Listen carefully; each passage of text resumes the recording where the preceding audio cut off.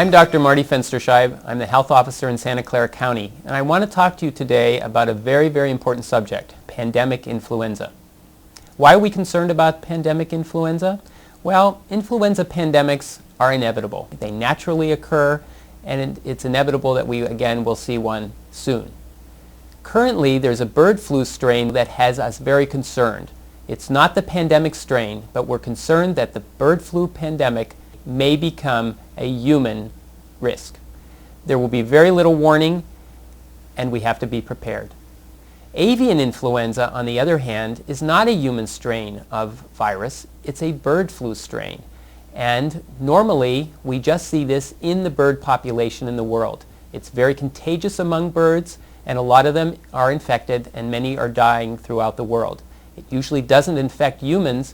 However, this latest strain of influenza affecting birds is worrying us, and we have seen a number of infections from birds who have been infecting humans through direct contact. And we want to make sure that we can recognize this infection, and hopefully we will not see it mutate or change into an infection that can spread easily from human to human. We first saw avian influenza in the world in 2003, the current strain, which is called H5N1, and they worked very hard to try to eliminate that infection. However, now in 2006, we have seen the infection moving throughout the globe, and whereas it started in only one country in Asia back in 2003, it's now in more than 60 countries around the world. Pandemic influenza strains, on the other hand, result from a brand new virus that can spread easily from human to human. And it's a virus that no one has any immunity to, and there is no vaccine currently to protect people.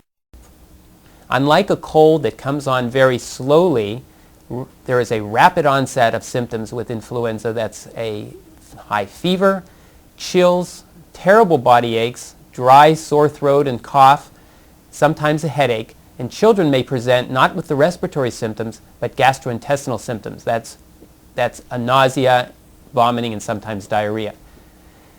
Pandemic influenza or regular seasonal influenza has an incubation period of very, very short period of time, usually just 1 to 4 days. Once the incubation period passes, you will develop symptoms. And when you are symptomatic, that's when you can transmit this infection to somebody else.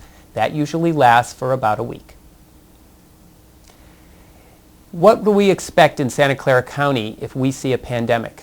Well, when you have any pandemic, you have a lot of people who have never been exposed to a virus susceptible, and therefore a lot of people will get sick, usually 25 to 35% of the entire population, which in our county of Santa Clara represents over 500,000 people. A lot of people will be in the hospital, and we will see a lot of people dying, perhaps 20 or 30,000 people throughout the course of the pandemic.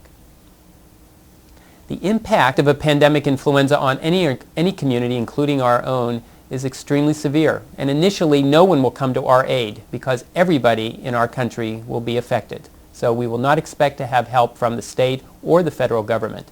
We will expect significant disruption of all of our utilities, our commerce, our transportation system, our public safety, and our communication system. And we will try to keep people from gathering in large groups so that they won't be spreading the infection from one person to another. That is called social distancing. Vaccines will not be available. The normal amount of time necessary to produce a vaccine takes 6 to 8 months. And antivirals such as Tamiflu, which are in very short supply now, will continue to be in short supply.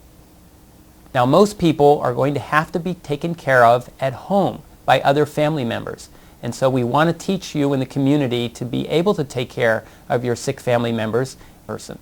Now, the other area that we are going to take care of people at is a facility that we're calling an influenza care center.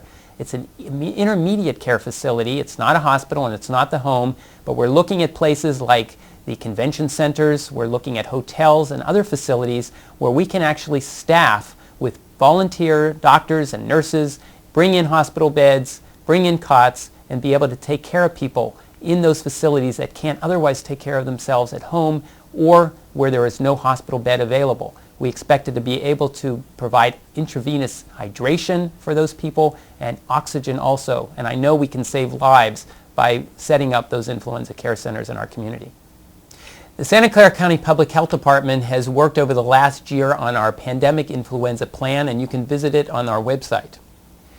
Our plan will be able to provide guidance and tools to the community and all of our partners who will be involved in our response. We know that the more we prepare, the more we can lessen the impact on our community, decreasing the economic losses, social disruption, and minimizing the number of people sick and who die from this disease. Now, our plan has 8 critical capacity modules, and I won't go through all of them, but I want to give you just an idea of what we've worked on. We've talked about the legal authorities that will be involved because the health officer, myself, has the authority under our health and safety code to institute isolation, quarantine, restricting people from gathering in large groups, even closing schools and declaring local states of emergency. The second thing we'll be doing is surveillance. We'll be looking and working with our medical community to identify the first cases that we see in our community and hopefully surround them, use antivirals, and buy some time before the pandemic spreads further into our community. The healthcare piece of our plan will provide guidance to hospitals and other clinics in our community. We'll also be talking to the community about the big area of limiting the spread of diseases, understanding guidance for the home, work, and school areas where you can understand how to use a mask, when to use disinfectants, and when to stay home or go to work or school. The plan also will be addressing clinical guidelines and disease management. This is really directed mainly to the physician community, outlining the use of vaccines and the antivirals that we will have on hand. Public awareness and risk communication is a critical aspect of our plan, and we will be providing information to the public through many venues. The psychological aspects of a pandemic are great, and we are coordinating and working with our mental health community to develop resources so that people can cope with the devastation that a pandemic can cause. The last module of our plan involves working with those that provide the most essential services in our community, and we want to make sure that they have plans to have a continuation of their services even during a pandemic. Because of the critical shortages that we will see during a pandemic, we will be dependent upon the workers in city and county government, those workers who will be designated as disaster service workers during a state of emergency. In the development of the pandemic flu plan, the Public Health Department has not only worked with our traditional partners, such as the medical care system, but has gone beyond and worked with fire, police, other first responders, as well as businesses and schools in our community. Let's talk a little bit about what you, the public, can expect from the planning effort in our community. During a pandemic, you actually may be asked and required to do things that will limit the spread of the infection in our community.